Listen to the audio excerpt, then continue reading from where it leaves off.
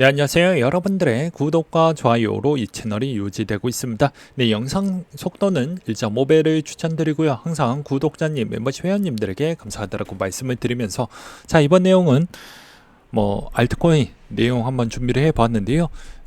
가장 중요한 비드 관련된 소식 일단 전달을 해 드리도록 하겠습니다. 3월 달부터 블랙록의 토큰 한 펀드 비들이 이제 일주일 만에 출시하지 한가 동시에 1.6억 달러 정도가 모였고요. 그리고 이제 좀 큼지막 내용만 좀 설명을 드린다고 하면 비들 펀드를 유치하기 위해서 USDC 컨트랙트를 또 출시를 하기도 했습니다. 그래서 비들 투자자들은 보유주식 서클에 USDC에 존속할 수 있게 된다라는 내용을 좀 볼 수가 있고요. 그 다음에 온도 파이낸스가 이제 토크나 펀드 비들 USDC 전환 테스트를 또 내놓기도 했습니다. 그리고 쭉쭉쭉 올려서 비들의 토크나의 미국 국채 시장 점유율을 33% 정도 두 달 만에 확보를 했다라는 게 상당히 의미가 있었고요. 그 다음에 비들 펀드에서 WUSDM을 지원을 하겠다라고 나왔습니다. 이건 마운티 프로토콜이 발행한 스테이블 코인이라고 볼 수가 있고요.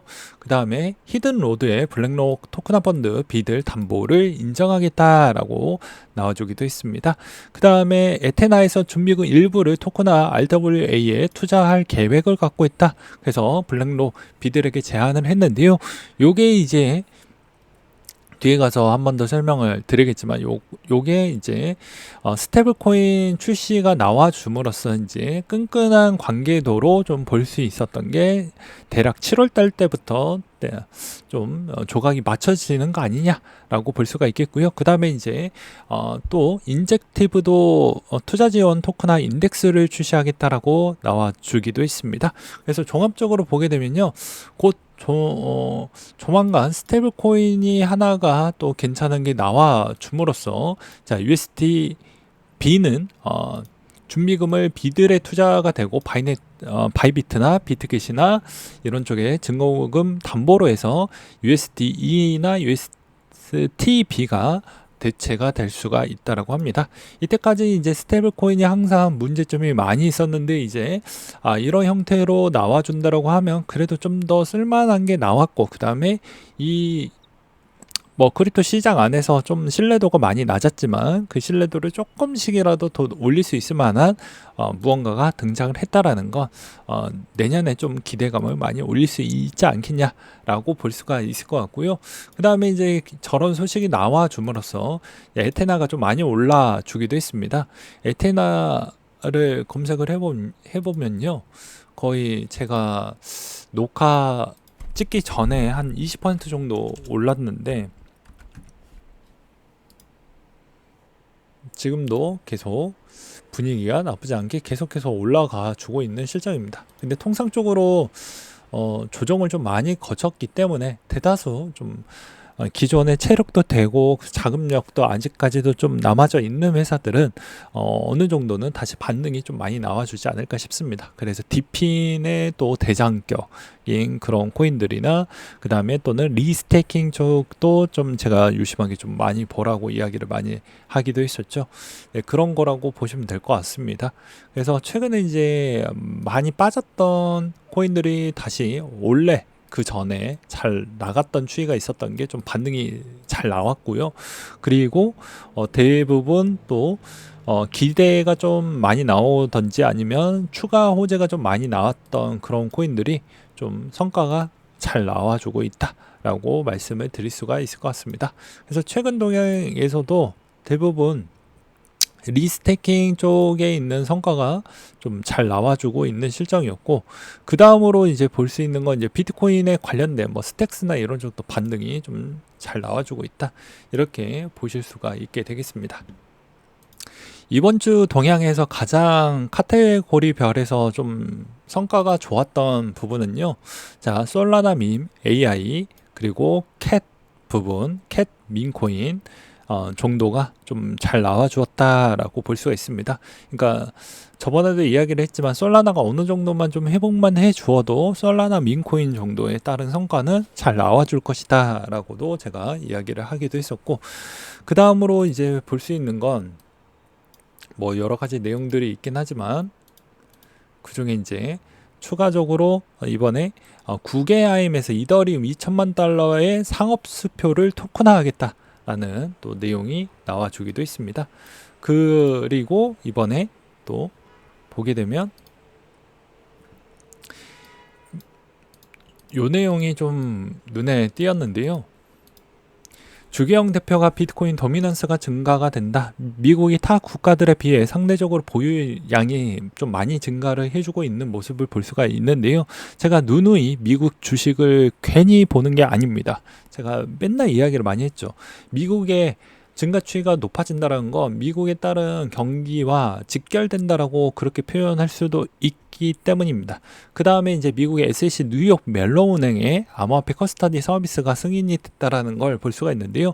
이걸로 이제 우리가 확인을 해볼 수가 있는 게 올해는 그냥 저냥 지나간다라고 하더라도 내년부터는 이제 커스터디도 신뢰도 높은 구간에서 이렇게 또 보관이 가능하다 보니까 아무래도 이제 대다수 코인을 좀 더 많이 모아가려고 하는 그런 기관들이나 또는 부자들이 좀 더 수월하게 모아갈 수 있을 만한 환경적 요건이 좀 만들어지지 않았나라고 볼 수가 있겠고요. 대표적으로는 크립토 인덱스 지표에 들어가져 있는 그런 코인들이 좀 대상이 되지 않겠냐라고 보고 있는 실정입니다. 물론 이제 이 지표가 조금씩 더 늘어날 수는 있을 것으로 보고 있고요. 그리고 요즘에 이제 보게 되면 중국 쪽에서 많은 경기적 부양 요소가 나왔습니다.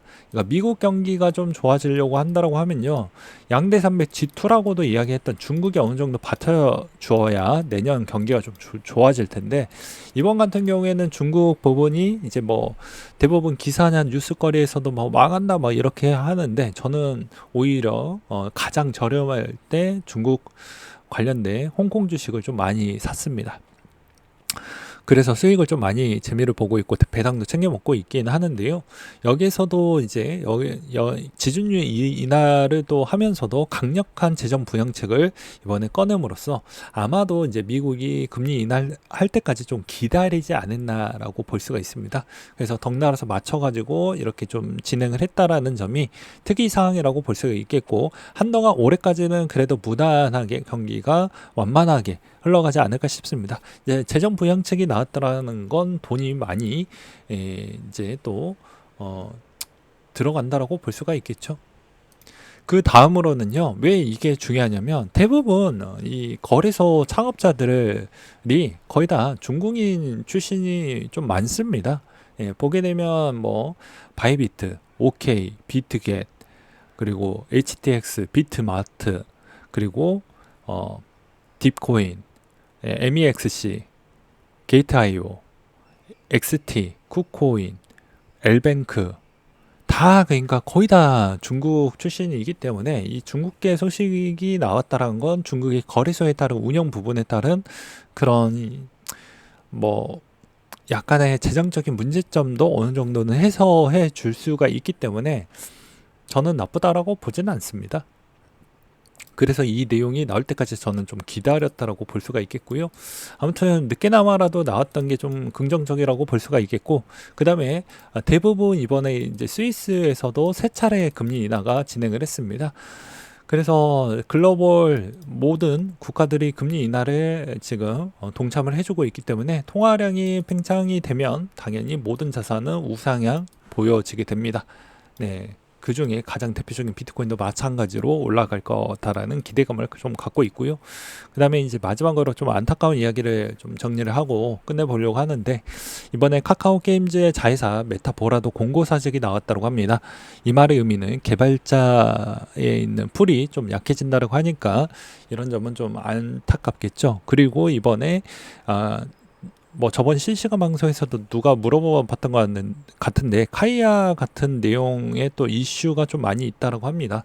그래서 저는 이런 부스러기가 많이 나오는 부분은 좀 문제가 있다라고 보는 입장입니다.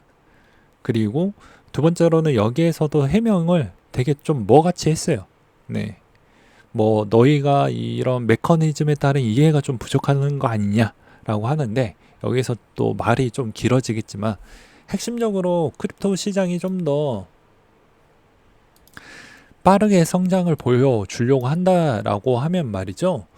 여러분들도 아시겠지만 이 스테이킹 개인 지갑에서 스테이킹 하는 것도 대다수 이제 금융은 어떻게 봐야 되냐면 사용하기가 편해야 됩니다. 사용성이 상당히 좋아야 돼요. 즉 범용성이 상당히 좋아야 됩니다. 근데 지금은 어떻죠? 번거롭습니다. 예, 번거롭게 됐고 되게 어렵게 되어져 있어요. 뭐 하려고 하면 되게 복잡한 시스템으로 되어져 있습니다. 더 많이 간소화가 많이 되긴 했죠. 뭐 계정 추상화도 하고 뭔도 하고 하면서 많이 옛날보다는 좀 많이 좋아지긴 했습니다. 그럼에도 불구하고도 그것보다 더 많이 간소화를 시키고 더 누구나 참여할 수 있을 만한 그런 시스템으로 가야 되는데 거의 하다 보면 거의 매니아층 아니고서야 힘든 부분이 몇 가지가 있어요. 뭐 그래서 제가 이런 걸 지적을 하는 겁니다. 그렇기 때문에 얘네들이 주장하는 바는 저는 좀 동의할 수가 없습니다. 너희들이 좀 더 쉬운 인터페이스를 갖추고 그렇게 하는 게 맞지. 쉽게 돈 벌려고 쉽게 투자자 자금을 가져와 가지고 너희들한테 월급 주는 게 아니잖아요. 그러니까 돈 빼먹으려고 하는 것밖에 저는 보이지가 않는다라는 겁니다. 그래서 대다수 그런 프로젝트 대형 프로젝트를 하고 있는 쪽도 그런 거를 좀 반성을 해야 되겠고 중소형 프로젝트를 진행하고 있는 쪽도 좀 반성을 해야 된다라고 저는 소신 발언을 좀 하고 싶습니다. 그러니까 너무 어찌 보면 더 시장에 있는 막대한 자금을 끄집어 올리기 위해서는 ETF라는 게 들어와서 그나마 다행이지 오히려 ETF가 조금 더 늦게 들어왔으면 이것도 좀 문제가 되지 않았을까라고 저는 생각을 하는 바예요. 요즘은. 네, 그러하고요. 그 다음에 마지막으로는 여러분들에게 조금 자극을 드리고자 이 내용을 또 준비를 하기도 했습니다. 블랙로그 올해 1월부터 30조 원 상당의 비트코인을 구매했다고 하는데요. 여러분들은 이 비중을 기관한테 다 뺏기고 있는 겁니다. 자, 제가 저번에도 이야기를 했죠. 이거 누군가는 사고 누군가는 파는 게임이라고. 근데 여러분들 한번 시작을 했으면 될 때까지 끝내라고 이야기를 했죠. 여러분들은 블랙로그에 따른 운영사는 이 비트코인을 계속 가져가고 있다라는 것만으로도 그리고 또 꾸준하고 성실하게 그렇게 동참을 해주고 있는 사람은 또 마이클 셀러가 계시죠. 그러면 여러분들도 마찬가지로 적립을 꾸준하게 하면 되는 겁니다. 알트코인 말고 비트코인만 해도 나쁘지 않아요. 비트코인의 수익률 보전도 알려드렸잖아요. 레버리지 ETF 하시라고요. 근데도 그것도 하지 않고 이것도 하지 않고 알트코인에 따른 회복도 누누이 우리는 학습을 했습니다. 누누이 우리는 학습을 했다고요. 어떻게 학습을 했을까요? 사이클이 거의 4년마다 오기 때문에 그 4년이라는 시간이 생각보다 나는 견딜만 하다라고 그렇게 그럴듯하게 나한테 마음의 주문을 걸지만 그 마음의 주문은 봉인 해제가 금방 됩니다. 언제?